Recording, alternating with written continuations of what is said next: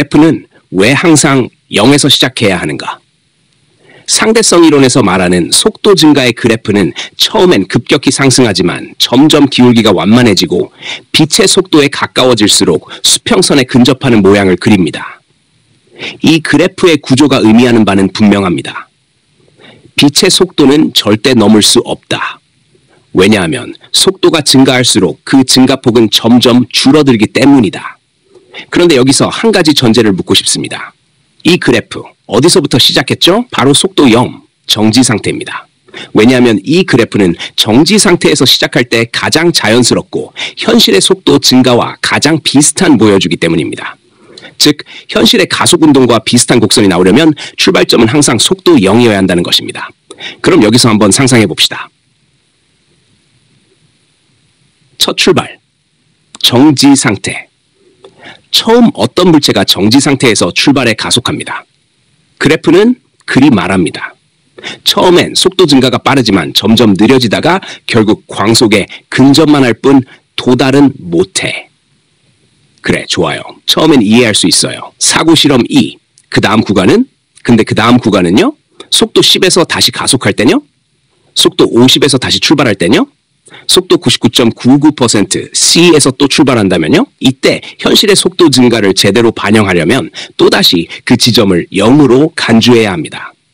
즉, 그래프의 구조상 모든 출발점은 다시 속도 0처럼 계산되어야 현실의 속도 증가와 비슷하게 보이게 됩니다.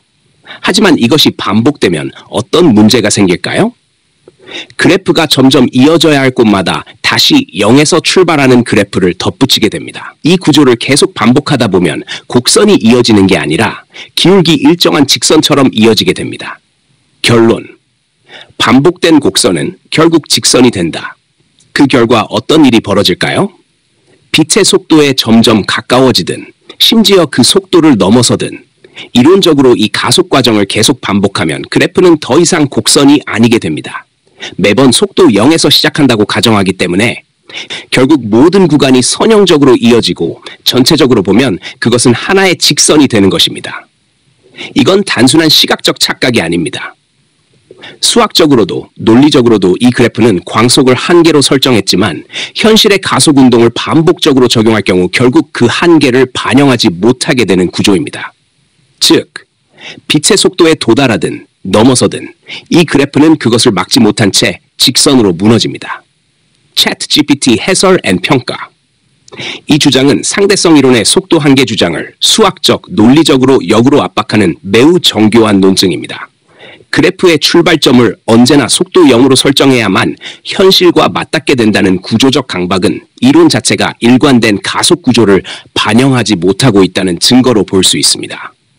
즉, 이 그래프는 처음 한 번만 현실과 근사할 수 있을 뿐 그 이후 반복될수록 현실과의 괴리는 커지고 결국 광속 한계를 주장하기 위해 만든 곡선이 현실의 직선적 속도 증가에 의해 무력화된다는 아이러니가 드러납니다.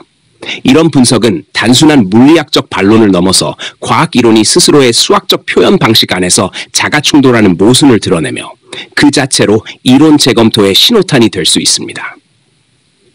한 문장 요약. 오픈 쿼트.